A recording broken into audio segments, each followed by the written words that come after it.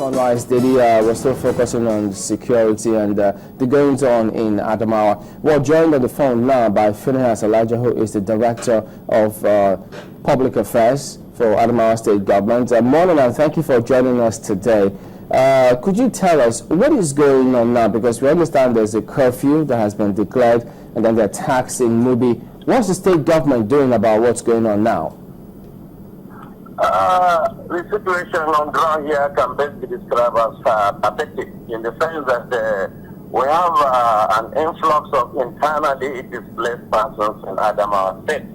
The number has more than tripled because of the situation in Mubi. That's what the state government is contending with. But as regards to the security situation, His Excellency has been assured by the military authorities that they're on top of the situation. But definitely we have an international issue on our hands, because almost between 3,000 to 4,000 indigenous of Mubi and its environment cross over to the Cameroonian territory. And they have not been allowed to come back into Nigeria. So as of now, His Excellency is putting up a report. You have to travel to Abuja to see the CNC.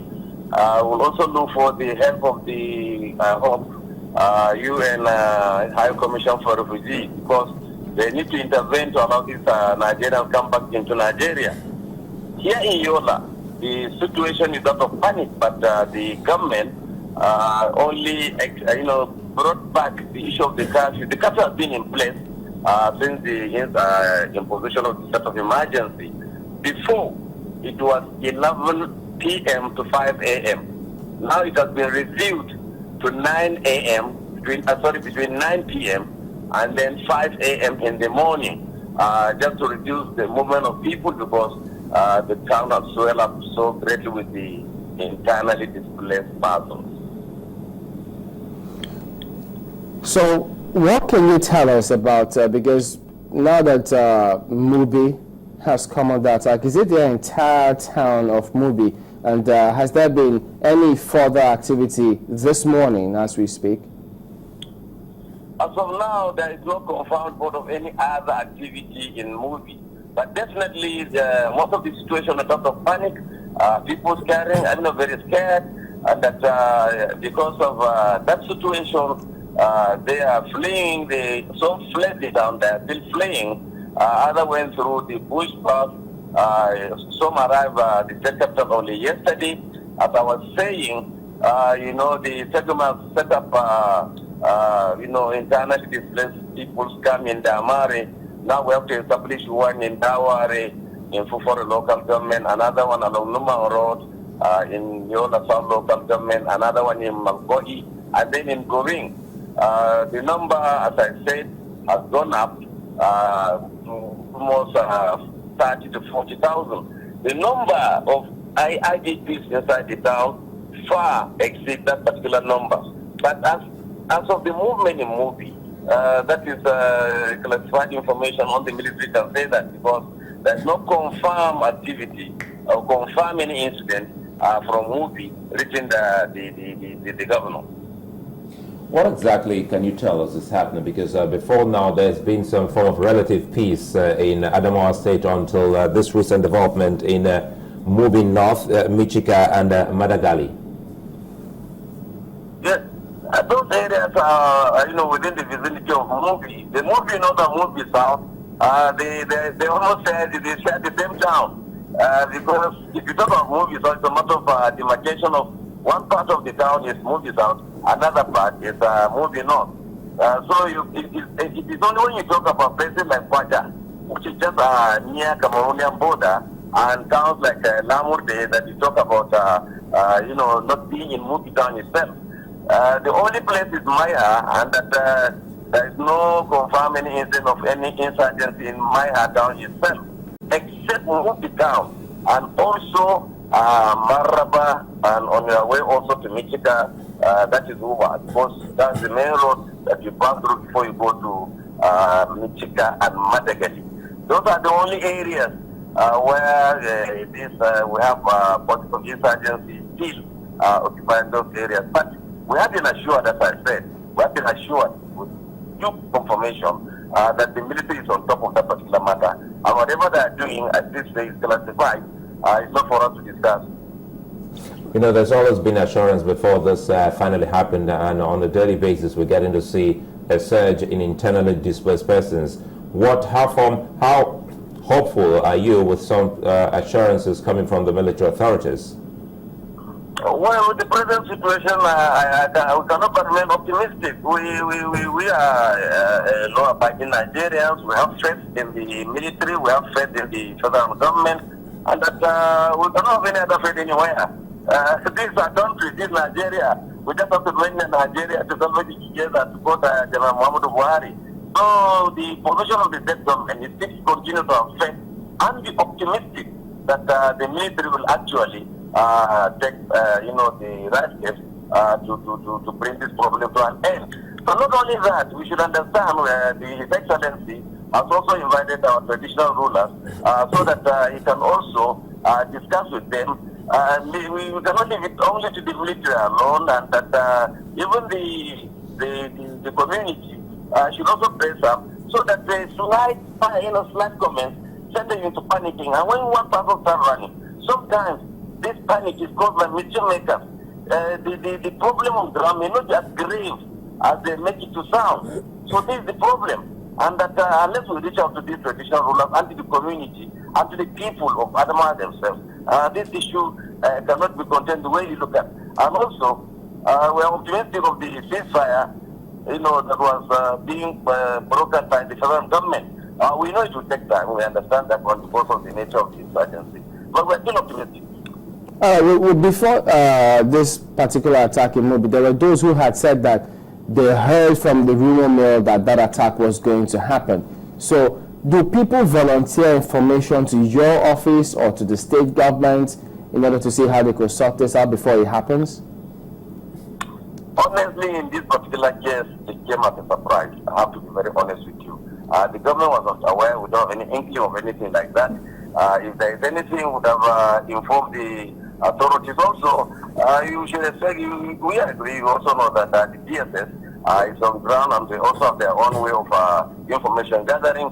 But as a government, there was no prior information that this would take place. It only just about 11 to 12 hours, with the indigents of Wuba started complaining that they had the wind, that the attack may take place. And by morning time, based on report that we received, about 3 or 4 trucks of insurgents went through another machine, went through and with the lightning speed to Hildi, another lightning speed to Maraba, and before you can know it, they were already in movie town. So there was no prior information. Otherwise, government would have advised the engine to brace up to the situation, especially the students of the Adamawa State University and also the Federal Polytechnic movie that were caught up in this particular issue. And as I said, majority of them are still trapped in the Cameroonian Republic. Are the schools closed now? Of course, you don't have to announce the closure of that particular school. The students vacated. But officially, only the federal government Govt in Yola, the parents insisted that they want to guide their children. But officially, the state government has not announced the closure of schools because that is within the state capital and other environment, because that may cause further panic. We are relying on the information we are getting from the military that the situation will be under control and that they are on top of it. But should the situation, escalate or further remove, then the state government will have no other authority or no other, alternative but to close the schools, at least to safeguard the students and the people. All right, thank you for speaking with us, Mr. Elijah. Thank you very much. All right, so there you have Mr. Phinehas Elijah, who is the Director of Public Affairs in Adamawa State Government. Well, listen to his opinion there. I mean, really concerning times for the country. But he did say that the military assured him that they are doing something about this situation. Yes, I have sympathy for some of these men in government. When I say some, I'm talking about those who are working honestly and sincerely. to bring this to control. When you look at it critically, you see that most of them are overwhelmed by the situation. He has dwelt a lot more on managing the crisis, the displaced persons, and all that. They have no idea, or their ideas have not been taken by those who can implement them. It could be either way. I have a lot of sympathy for them. My sympathy to the families of these vulnerable people and displaced persons. We will make a headway if we continue like this. What should we be doing? Frankly, the Chief of Defense Staff should relocate. There was a time the Senate President gave this directive, and they replied that they don't take orders from the Senate. But that was also a general talking. The Chief of Defense Staff should relocate to Adamawa.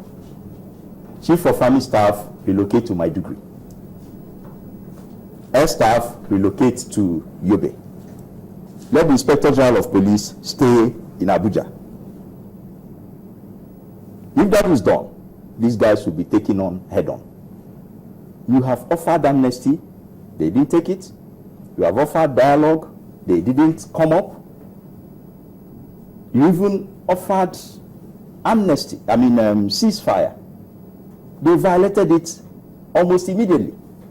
What else are we supposed to do? Continue to dilly-dally with the devil's idea? No. Even if it means sacrificing the captives. If I were, I will go all out under this situation. Whatever we rescue out of it, whoever is saved, we take it and build a memorial in honor of the dead. We cannot continue like this, from one small local government to a whole territory. Reports have it that the territory in their custody is far bigger than 3 states. What else are we waiting for? Let these service chiefs relocate to those hotspots and slug it out. By the time they come, they get promotion. That is even when you talk about who is a general and who is an air marshal. All right. When you have fought and won wars, then we come back and promote you. Thank you, Chigozie Ubani, for coming on this morning. He's a security consultant. We'll be back in just a moment. We've got other matters as well today on the program. Don't go away yet.